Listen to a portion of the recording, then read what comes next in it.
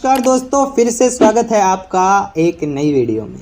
ये बात पूरी दुनिया जानती है कि G20 की प्रेसिडेंसी इस बार इंडिया के पास है। मतलब जितनी भी समिट और फोरम्स होंगे दुनिया के टॉप 20 देशों के बीच उसे इंडिया होस्ट करेगा। जो मेन समिट है वो 9 सितंबर और 10 सितंबर को हो चुका है दिल्ली के अंदर। लेकिन आज मैं आपको G20 के पीछे एक ऐसी सच्चाई बताने वाला हूँ जिसको सुनकर आपकी आंखें खुली की खुली रह जाएंगी। लेकिन एक सवाल ज़रूर आता होगा कि क्या है G20, आखिर इसको बनाने के पीछे क्या मकसद है, क्यों ये देश एक दूसरे से अलग अलग जगह पर मिलते रहते हैं। इन सभी सवालों का जवाब मिलेगा, बने रहिए वीडियो के लास्ट तक। और अगर आप हमारे चैनल पर नए हैं तो चैनल को कर लीजिए सब्सक्राइब और बेल आइकन दबाना ना भूलें ताकि आने वाली हमारी हर वीडियो की नोटिफिकेशन मिले आपको सबसे पहले। तो टाइम वेस्ट ना करते हुए चलिए जान लेते हैं। ये G20 की मेजबानी भारत को मिलना एक बहुत ही बड़ा अवसर है। दोस्तों, G20 को जानने से पहले G7 को जान लेते हैं, क्योंकि G7 G20 से पहले बना है। बात है 1970 की। पूरी दुनिया की आर्थिक हालत काफ़ी ख़राब चल रही थी। वैसे तो इसके पीछे कई कारण थे, लेकिन सबसे बड़ा कारण था 1973 का ऑयल क्राइसिस। ये ऑयल क्राइसिस तब शुरू हुई जब अरब ने ऑयल पर एम्बार्गो लगाया। उन सभी देशों को तेल बेचना बंद कर दिया जो इजराइल के सहयोग में खड़े थे। 11 Arab countries cut off all oil shipments to the United States. We are heading toward the most acute shortages of energy since World War II.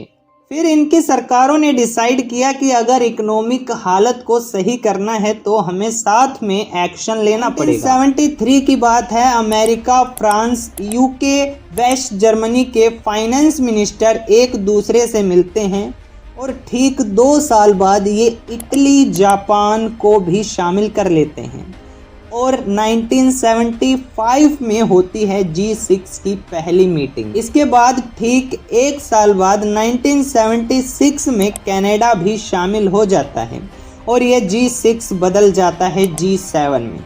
ये 7 देश अपने समय के सबसे डेवलप देश माने जाते थे।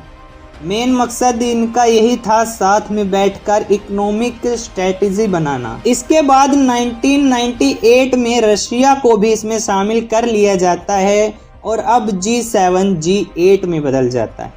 लेकिन 2014 में रशिया ने कीमिया को इन्वेंट किया था, तब रशिया को इस ग्रुप से बाहर निकाल दिया जाता है और यही रीज़न है कि G8 आज भी G7 ही है।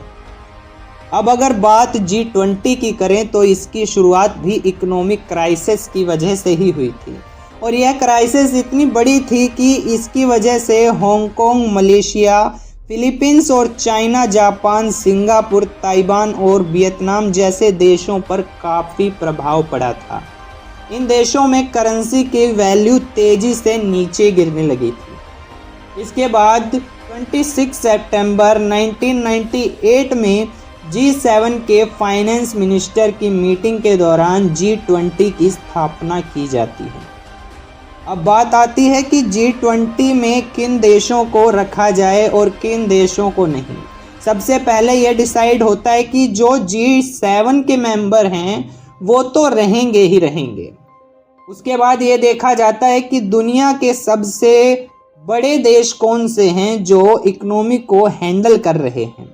इसके बाद China, India, Brazil, south Africa और रशिया को इसमें शामिल किया जाता है। फिर उसके बाद इंडोनेशिया और south Korea, America, Brazil, Argentina, north America, Mexico, Australia, Saudi Arabia, Turkey को भी इसमें शामिल कर लिया जाता है। तो आज के दिन कुल मिलाकर G20 में 19 देश हैं और एक यूरोपियन यूनियन है। फिर दोस्तों, पहली G20 की समिट 2008 में होती है और यह पहली समिट अमेरिका में ही बिठाई गई थी, जिसमें सारे देश मिलकर यह डिसाइड करते हैं कि अपने ट्रेड्स बैरियर घटा देंगे और स्पेंडिंग बढ़ा देंगे और टोटल $4 ट्रिलियन खर्च करेंगे ताकि सभी देश की इकोनॉमी को रिवाइज किया जा सके। फिर सारे देश मिलकर ग्लोबल जीडीपी में 85% कंट्रीब्यूट करते हैं और साल 2008 के बाद हर साल G20 समिट हुई है और हर साल ये अलग अलग देशों में होती रही है। मीडिया में आपको सुनकर लगेगा कि बहुत बड़ी अचीवमेंट की है सरकार ने G20 समिट की प्रेसिडेंसी पाकर, लेकिन ये पार्ट ऑफ प्रोसेस है। इस साल नहीं तो अगले साल इंडिया में G20 समिट होनी ही थी।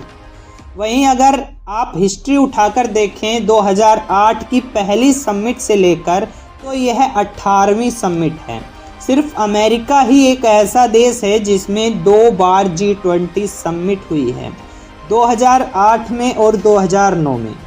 लेकिन उसके बाद हर देश को एक एक करके बारी मिलती रही है। अब सिर्फ 2 देश बचे हैं जिसमें G20 समिट नहीं हुई है, ब्राज़ील और साउथ अफ्रीका।